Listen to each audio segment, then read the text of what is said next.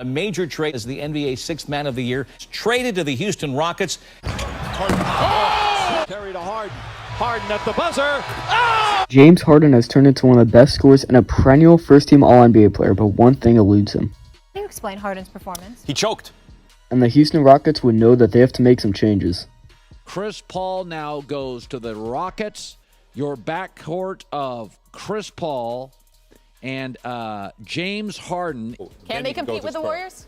Yeah, I think they can. Stared at him for a few seconds. My goodness. I lost my train of thought, man. Here's Harden with the drive. He's more than that. Oh, no, he didn't. What a Oh, no, he didn't. All right, here we go, y'all. Warriors Rockets. Is this for the NBA Finals? Here's a 3-on-1 for the Rockets.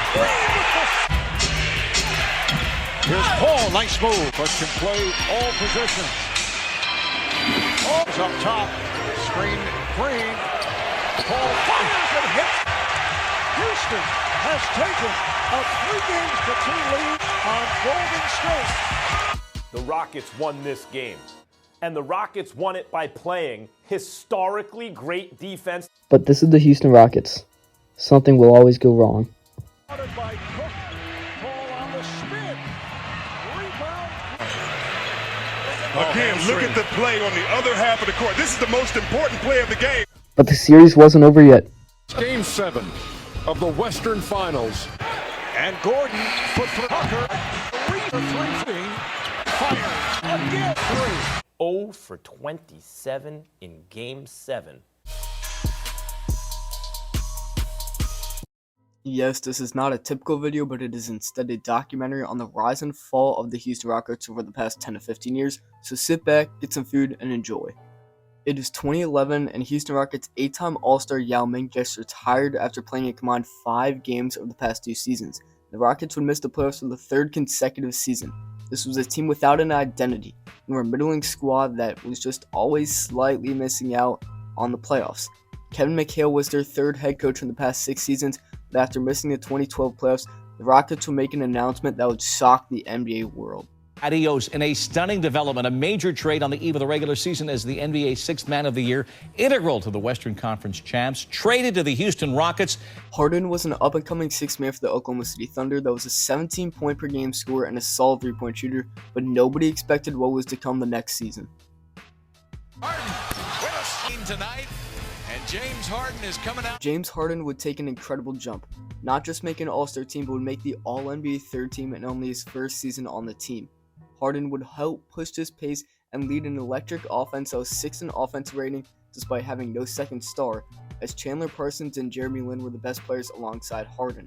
Now, the Rockets would lose in the first round, but for a team that was projected to be in the basement of the standings, it was absolutely amazing how Harden was able to elevate this team as one of the biggest surprises of the season. Now, Harden would have an inefficient playoffs, but after such a great regular season, it was excused, and in the offseason, the Rockets would pick up Dwight Howard, a center who the Rockets hoped could revive the Magic era of his career and become the second star to James Harden.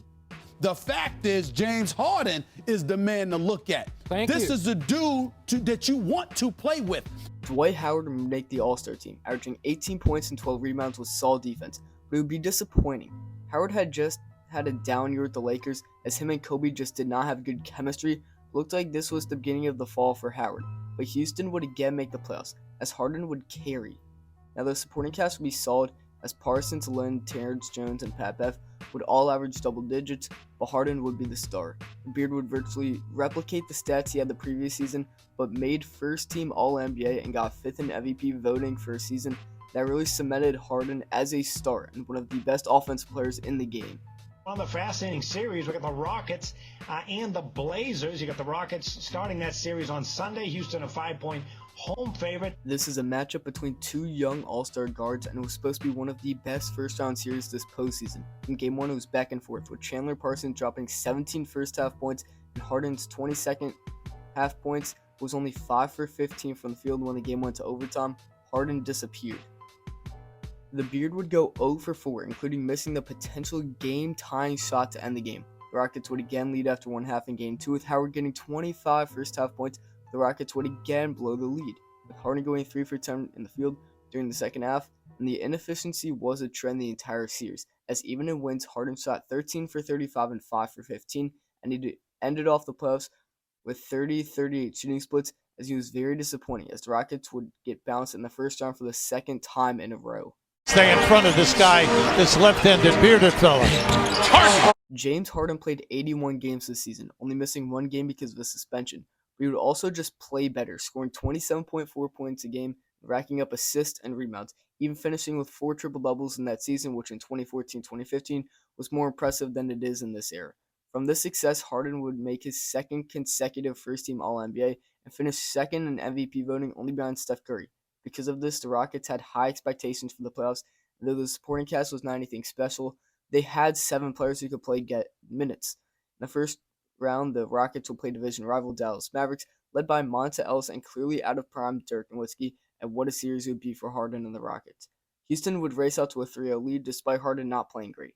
In Game 1, the supporting cast would step up with 7 players in double digits, and in Game 2, Howard would score 20 and 11 of those in the fourth, as Houston pulled away to win. Game 3 was very close, but Harden would finally arrive, scoring 42 points and some great scores down the stretch, with an and 1 with 57 seconds left to extend the lead to 4, then a 2 with 13 seconds left to make the lead 3. The Rockets would win by 2, as Monta Ellis' mid-range does not fall. Dallas would take the fourth game, but at that point, it was over, as Houston would move on to the second round for the first time in Harden's Rockets career. And they would keep pushing. The next opponent would be the Lob City Clippers, who had just beat the Spurs in a competitive 7-game series, but lost Chris Paul due to a hamstring injury in the last game, which was better for Houston, as they were missing Patrick Beverley. But this is going to be a hard series.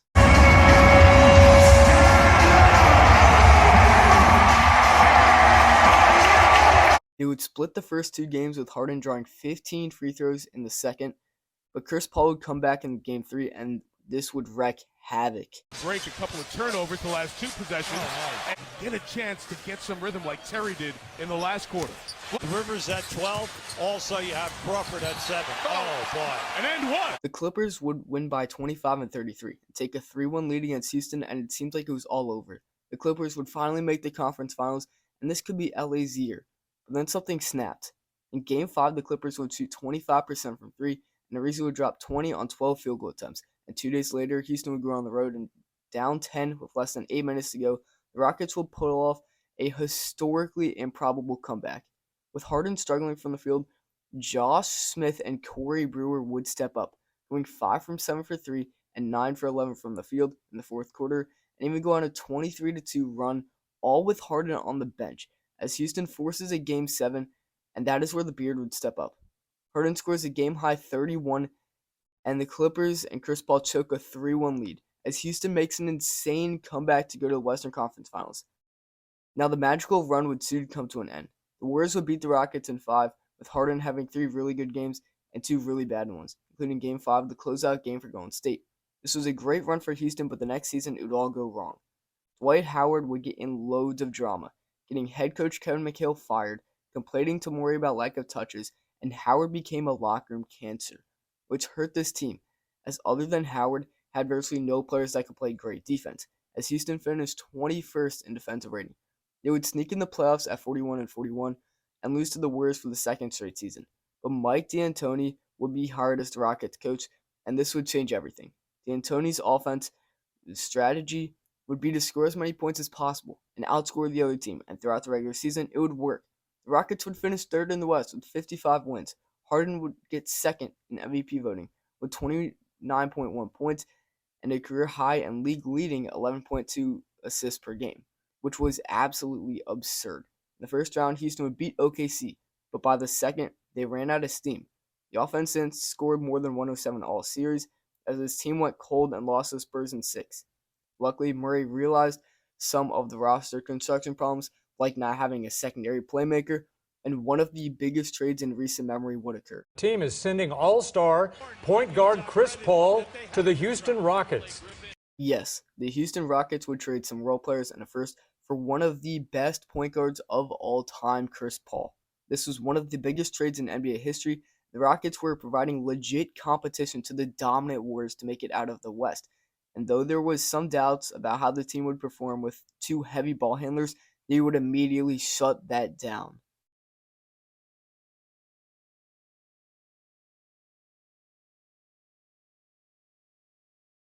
Though Chris Paul would get injured very early into the season, that would not stop the Rockets' dominance and the duo's dominance when playing together. The Rockets would be 44-13 and in the middle of a 17-game win streak at the All-Star break and would go on to finish with 65 wins.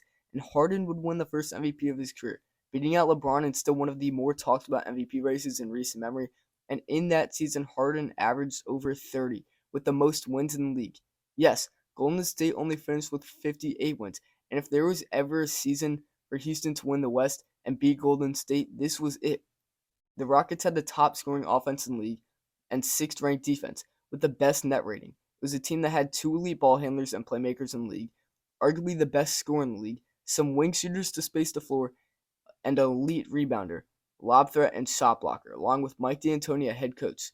This was a legitimate contender that has played with a similar team, the 7-2 Phoenix Suns, but D'Antoni finally wanted to break through and win that title, along with Harden and CP3, who were also only missing that ring for their legacy. Both of them are all-time greats, as Harden just had won an MVP, and Chris Paul had been one of the best point guards ever. But both of them have also consistently been underperforming in the playoffs, but this is their time. The lead, they just needed to get healthy, get in shape. In the first round, the Rockets would play the Timberwolves, who collapsed down the stretch but stayed alive to make the playoffs, but would get killed by the Rockets in round 1. The MVP would be kinda inefficient, would still put up solid stats, as the Rockets really just did business in that series, as this was a different team, a dominant one that should be able to easily make it past this T-Wolves squad. The Rockets had been a contender in the past, but this is the most serious they've ever been, and now they're only one series win away from trying to get their revenge against Golden State, and their opponent would be the rookie Donovan Mitchell 48-win Utah Jazz. But do you really think they would stand in their path? The Rockets would only give the Jazz a game, as Chris Paul would average 34 points and 9.5 rebounds and 8 assists over the last 2 games to close the series out. Those first 2 series wins were just a formality for the Rockets and Warriors, who had also won both series in 5 games, with the 2 remaining teams out east being either a one-man team who almost lost to the Pacers in round 1, or a team full of inexperienced youngsters missing their 2 best players due to injuries. It was looking like the winner of the Western Conference Finals would go on to win it. But it was finally here. Rockets Warriors, James Harden versus Steph Curry, the 2 best guards in the league. Harden versus Durant, former teammates who had came oh so close to winning a ring together over a half-decade prior, but one had already won one while one was still looking for it. Chris Paul and Mike D'Antoni trying to get their first title, but the Warriors still had Klay, Draymond, and Iggy, while Houston had vet Eric Gordon and PJ Tucker, both also looking for their first title. And Game 1 was already a classic. Tucker with the step, flips her underneath. After one half, the game would be tied at half, with Durant and Harden going back and forth, but third quarter Warriors would hit. Golden State scored 22 points on 9 for 11 shooting in the first 7 minutes to open the lead to 8, and would eventually stretch to 13 with just 14 minutes left. The Rockets would make some pushes, but never fully came back, as Golden State would take Game 1 at Toyota Center, which seems like a crushing blow. They finally got home court and a better record than Golden State. Harden has a great game, and the Rockets lose.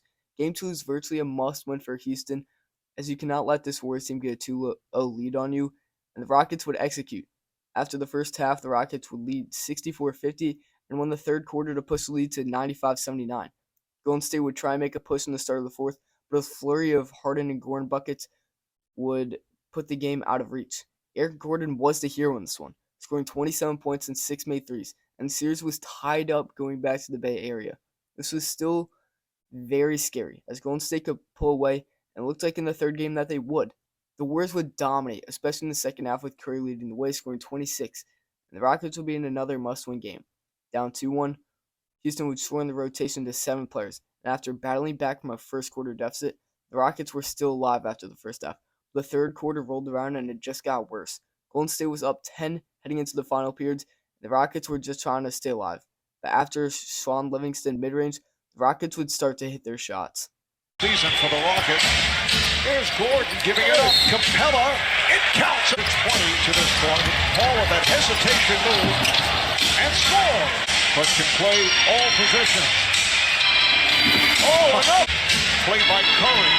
Sends to the left-hand corner. Ariza for 3.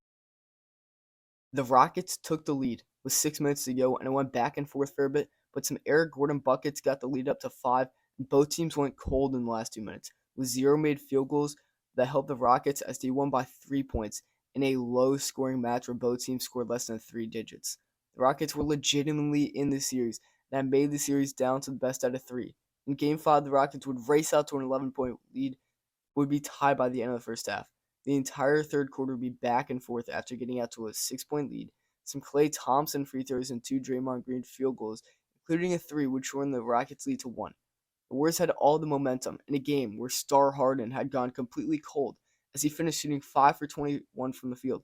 But the Warriors would miss, then miss again, and didn't get another point, as the Rockets would move to 3-2 in the series. But Chris Paul would be injured. Yes, with less than a minute left, Paul would fall down on a mid-range and take a while to get back up, holding on to his hamstring. We originally didn't know how bad this injury was, and this really was a high point for the Rockets, despite the injury.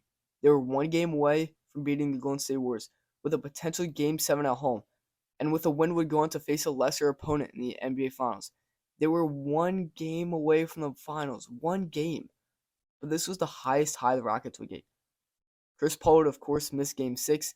The Rockets would race out to a 39-22 first quarter and hold a 10-point lead after one half. The second half would be absolutely brutal. Ariza shot 0 for 4, Gordon 1 for 4, and Johnson 1 for 4, as the Warriors would win the second half 64-25, an absolutely insane run, but Houston would still have another chance to go to the Finals, where if they win this game, they can finally break through the mold. They would have to do it without CP3. The Rockets would get out to another lead, up 42-28 with 6:43 to go in the second quarter. Then disaster struck. And Gordon for Tucker. 3 fires again. 3. Yes, the Rockets would miss 27 straight threes, lose the game, and were eliminated from the playoffs. 1 game away, and really only a couple threes away, as the Rockets would only lose by 9, but it didn't matter. Nothing would be the same after this. While the Rockets were expected to compete again the next season, James Harden and Chris Paul had clear chemistry issues. And even though Durant would get injured, Houston just wasn't good enough to take advantage, as he would lose to the Warriors in 6 in the second round. Houston would end the Chris Paul-James Harden experiment, as Russell Westbrook would be swapped with CP3. The Rockets would even trade Clint Capella and start PJ Tucker at center, rocking the craziest small ball lineup.